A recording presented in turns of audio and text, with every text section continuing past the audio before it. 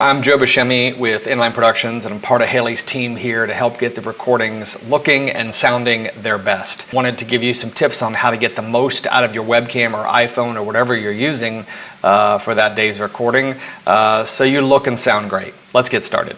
Tip one is master your lighting. I'm in a situation here where I'm using the window as my main light, and the main light that's on you should be behind the camera, back there, not behind you. So in my case, I'm using a big window here with a cloudy day and just diffused light coming in. If you don't have a window to use, a small interior office, use a light or a lamp that's diffused.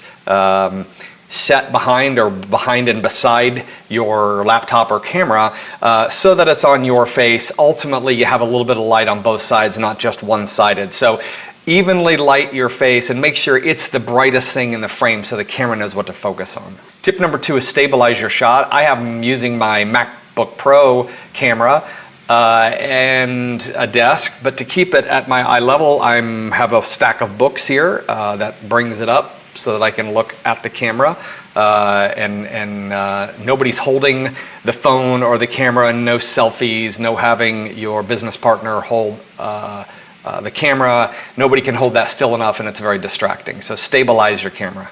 Next up, keep your background simple. Here I'm in a living room setting where there's kind of just simple things behind me, and I'm using a mode on the laptop recorder where it diffuses or blurs the background just a little bit so that I certainly become the main focal point. You can notice the things back here are there, but they're a little bit out of focus, which is actually nice. Many cameras, many recorders have this option now. Sometimes it works, sometimes it doesn't. If you're in a small office with a wall behind you and you don't have distance like I have behind me, keep it simple. Don't have anything real distracting or loud visually behind you, and it'll help keep you the focus of the video.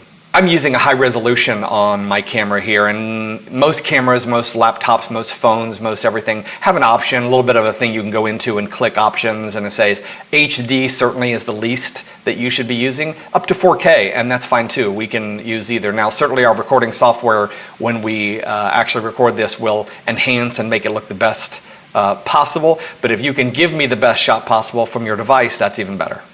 Tip five, and this is optional, is use an external microphone. I'm using, as you can see, a little clip-on microphone here that's plugged in USB to my laptop, and then I went down to the options and chose that microphone as opposed to the MacBook microphone. It'll kind of tell you that.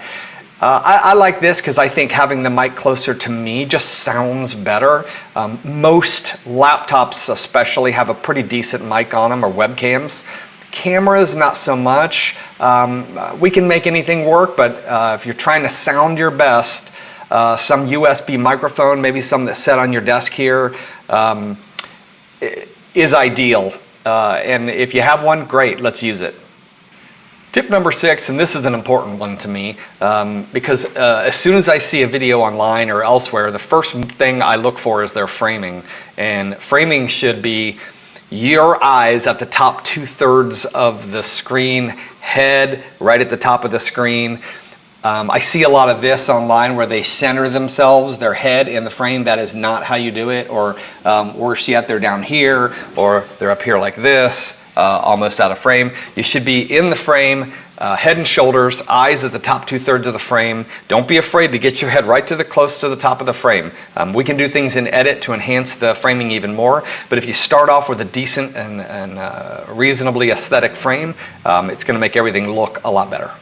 Tip number seven is also about lighting, but this was like a big key thing for online videos, is avoid backlighting at all costs. And what I mean by that is don't have a light in the background that's brighter and garners more attention than the light that is on you, the subject. So my light here is a window, and I even have a desk lamp here too that is lighting me. I turn down some of the lights in the background to make absolutely sure there's no glares and flares and things that are calling the camera's attention away from me. The camera will know that it needs to focus on the lit subject in the frame. Just make sure that lit subject is not in the background. This will cause you to look silhouetted as the camera adjusts for that light.